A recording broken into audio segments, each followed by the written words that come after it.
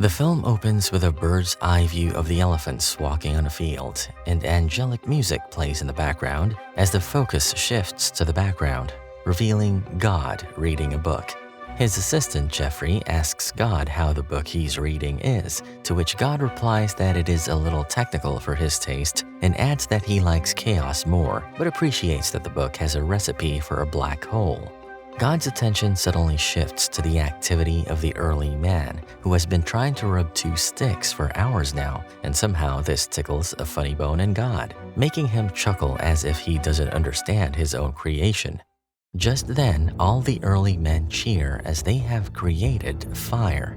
But God is perplexed. He didn't give the humans the liberty to create fire because only he has sole authority over it, and asks Geoffrey what period it is. Geoffrey informs him that it is approximately 200,000 years prior to when they should have been given the fire. It seems God underestimated the mental capabilities of humans and asks Geoffrey to snuff it out. Geoffrey obeys and puts out the fire by blowing on it, upsetting the humans. God doesn't want the humans to progress yet and asks for them to be sent back into the caves. Geoffrey wiggles his fingers, which makes the elephants go berserk and chase the humans, forcing the humans to take shelter in the caves.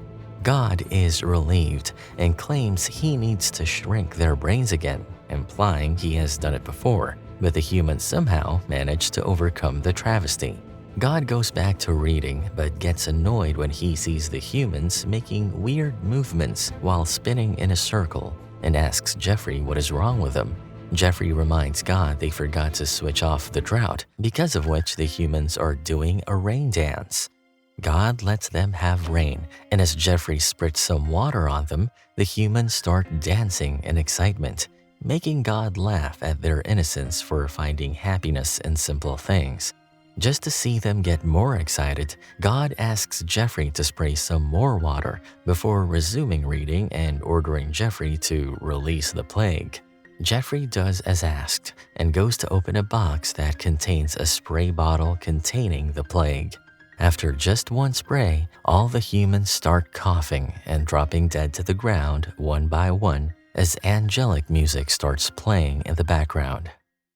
A bird's eye view shows a hustling and bustling city with constant honking and angelic music playing in the background. The camera pans to God enjoying his tea with shortcakes when Geoffrey arrives with a fine 1976 Chateauneuf du Pape sent by Lucifer.